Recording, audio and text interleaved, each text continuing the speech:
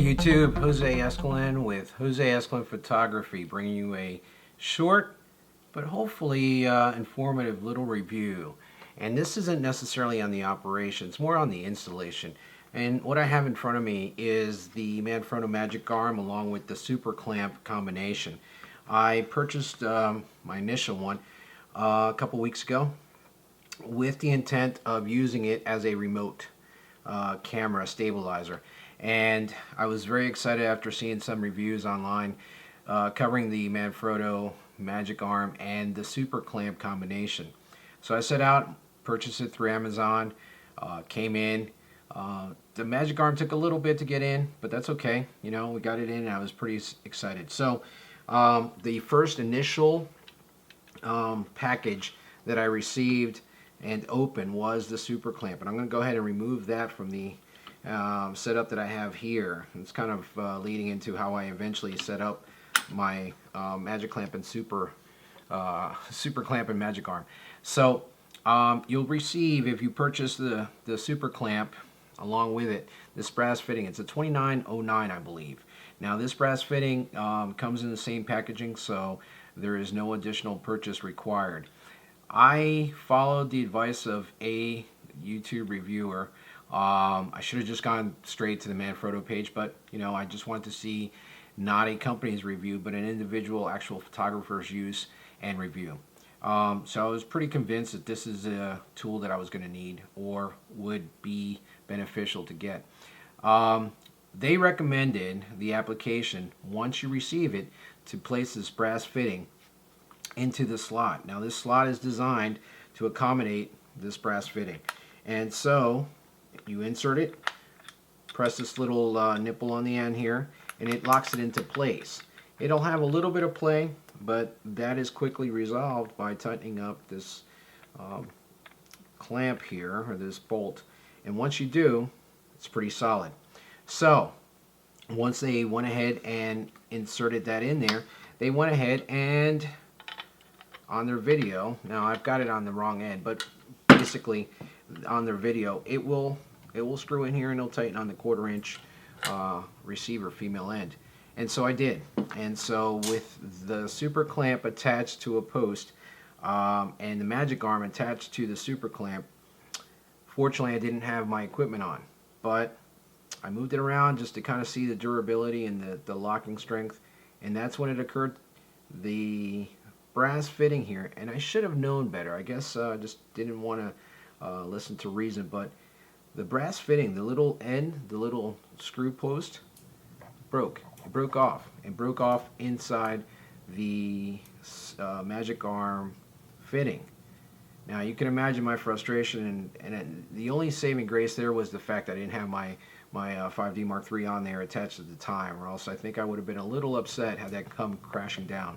But I didn't. And so I quickly contacted Amazon. We did the whole exchange, and I was able to get a replacement. Now, in the meantime, I contacted Manfrotto, inquired about, hey, what gives? You know, is this common? Is this not common? And they explained to me that it's not a very common thing, but it has happened. And the problem is this brass fitting is not designed to support the weight of the Magic arm. It's just the leveraging, okay? It's probably just common sense, pure physics, however you want to define it. But again, I had seen it. I'd seen it in action, took the recommendation, my mistake. So this review is to tell you, do not, if you plan on using the Magic arm, do not insert this brass fitting into that slot, okay? I'd hate for it to happen with your gear attached. So I set this aside. You can actually screw it into place if you like, but you can set that aside unless you can want to attach a DSLR directly to the super clamp. My intent was to, again, use it on the Magic arm. So you see, it fits in there. The only difference is this one allows it to spin. But once you find that position that you want it in, you can go ahead and tighten it. And once you tighten it, you'll see that it's pretty firm. Okay, so now that's locked in place. This is where you would attach it to a pole. Okay, and this portion should be secured. Now, if you don't have a Magic arm, I would highly think about purchasing one if you ever feel like, hey, I may do a remote camera setup, or maybe even a light or something where you can just not really get that position or be standing there physically, maybe at a wedding, maybe, you know, some kind of unique setup. So, but the cool thing about it is, if you noticed, I just loosened this one, I guess, knob, if you will, and it loosened the entire magic arm. It is just, you know, completely fluid. So at that point, again, just imagine this clamped onto a pole.